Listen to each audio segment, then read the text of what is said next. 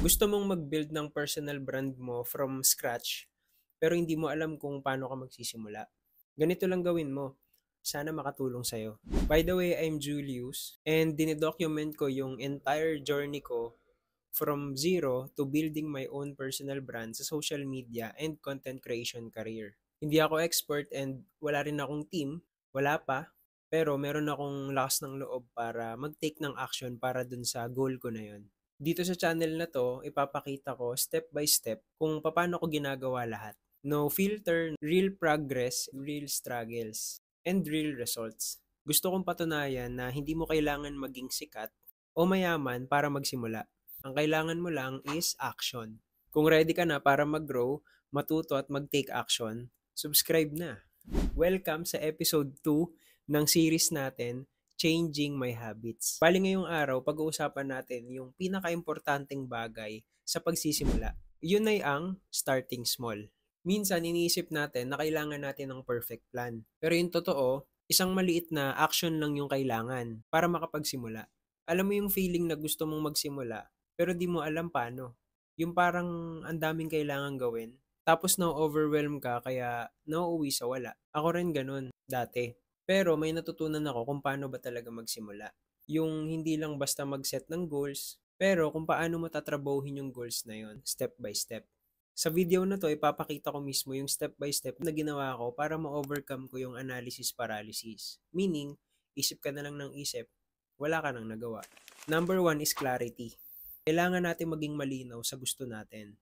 Maraming tao gusto lang maging successful, pero hindi nila alam kung paano. Ako, nung nag-decide ako na gusto kong simulan tong content creation journey ko, hindi ko lang sinabi sa sarili ko na gusto ko to. Kailangan specific tayo. Maging specific ka dapat. Gusto ko to, kaya kailangan may gawin ako. Kailangan ko mag-post at least isang video kada linggo para ma-build yung habit ko. Hindi sapat na gusto mo lang. Kailangan may malinaw kang direksyon. Tandaan mo, kapag malinaw yung direksyon, mas madaling gumawa ng action. Number 2, simplify. Piliin mo yung pinakasimpleng step. Ito yung isa sa mga natutunan ko. Hindi mo kailangan gawin agad lahat. Ang kailangan mo lang gawin, mag-umpisa.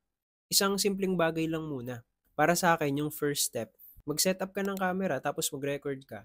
Kahit pangit pa yung video mo. Sa akin, kung hindi ako mag-record, wala akong mapopost. Pag wala akong na-post, wala na naman ako nagawa. Hanggang sa paulit-ulit lang siyang mangyayari. Progress beats perfection. Ang importante, meron kang ginagawa. Tandaan mo, hindi ka gagaling or hindi tayo gagaling kakaisip ng plano. Gagaling tayo kapag ginagawa na natin mismo yung isang bagay. Tandaan mo to, experience is the best teacher. Number 3 is consistency. Mag-commit ka na gagawin mo to araw-araw. Ito common to sa mga nag-start. Yung masyadong mataas yung expectation nila, akala kapag sinimulan nila ngayon, bukas, boom agad. Bukas, million views agad. Next week or next month, diba? Yung iba nga, years yung tiniis nila. Araw-araw gumagawa ng content bago magkaroon ng million views. Kaya marami nagfi-fail kasi nag-i-stop sila. After a week or a month, tumitigil na. Alam mo, magfe-fail ka lang kapag nag-stop ka. Pero hanggat hindi ka nag-stop, araw-araw mong sinisipagan, gumagawa ka ng contents, ini-improve mo daily. Darating yung time, makikita ka ng audience mo and dun na mag-start na magkakaroon ka na ng million views and maraming followers. Bigyan mo yung sarili mo ng at least 1 year na seseryosohin mo to. Hindi ka man mag 1 million in 1 year, pero sure ako, marami ka ng followers na nagpapasalamat sa'yo at nag-aabang sa mga bago mong video na ipopost dahil marami silang value na nakukuha every time na nagpo-post ka ng contents. Number 4, the power of small wins. Bakit kailangang i-celebrate yung mga malilit na progress natin? Sa business na ginagawa ko dati, dun ko natutunan yung pag-celebrate ng mga small wins. Meaning, kahit hindi mo pa na-hit yung ultimate goal mo, dapat maging masaya ka. Maging masaya ka kasi hindi mo man na-hit yung ultimate goal mo, pero malayo ka na sa starting point mo. Ibig sabihin, umusad ka kahit papano. Example, sa unang video mo, may nanood na isa or dalawa, huwag ka malungkot. Dapat maging masaya ka. Kasi hindi zero. Imagine mo, kaka-start mo pa lang, first video mo, may nanood agad. Ang point ko, focus sa positive. Focus sa positive na bagay para yung energy mo hindi nasasayang sa walang value. Kung nag-emote ka kasi, ay, isa lang yung nanood, nag-effort pa naman ako, 5 hours ko ginawa yung video tapos isa lang yung nanood. Ang mangyayari, mawalan ka ng ganang gumawa ng mga next videos mo. Kung magfo-focus ka sa positive side, wow, may nanood agad. First video ko pa lang may isa na agad na nanood. Nakakatuwa naman. Tingin mo, mas excited ka kaya gumawa ng mga susunod na videos? Oo naman. Small wins build confidence. Every step counts. Kaya wag na wag mo mamaliitin yung mga maliit na progress mo. Kasi yan mismo yung magdadala sa'yo sa malalaking success mo in the future.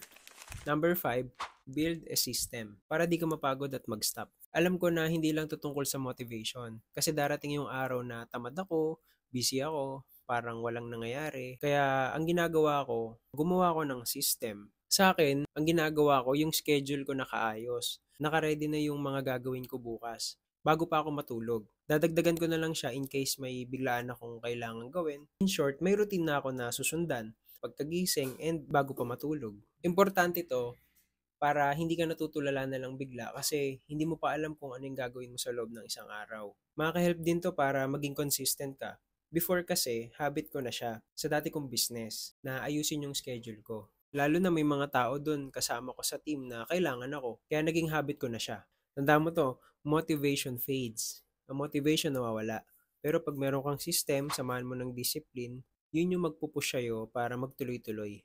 Kung gusto mong seryosohin yung journey mo dito, gumawa ka ng system na tutulungan kang magpatuloy kahit may times na wala kang gana. And last natin, number 6, surround yourself with the right energy. Dahil nga nagsisimula pa lang ako dito, syempre wala pa akong mga mentors na kilala na pwede ko makausap. Pero kahit ganun, minamaximize ko naman yung YouTube, yung books. Nakikinig ako sa mga advices nila. In that way, kahit di ko sila nakakausap, pakiramdam ko naman kinakausap nila ako. Dahil pinapanood ko, binabasa ko, at pinapakinggan ko yung mga advices nila. Ito pa, kung nasa paligid mo, puro negative, puro reklamo, puro duda, mahirapan ka magpatuloy. Kaya piliin mong i-feed yung mind mo ng mga tamang mindset. Iwas ka muna dun sa mga negative na tao para hindi bumagal yung progress mo. Kasi, yung environment mo, yun yung makakatulong sa growth mo. And kung walang sumusuporta sa'yo ngayon, okay lang yan, magpatuloy ka pa rin. Since umabot ka dito, china-challenge kita. Ngayon, gusto kong gawin mo rin to. Hindi mo kailangang maghintay ng perfect timing. Mag-decide ka lang ng maliit na step na gagawin mo ngayon. Tapos, i-comment mo dyan sa baba.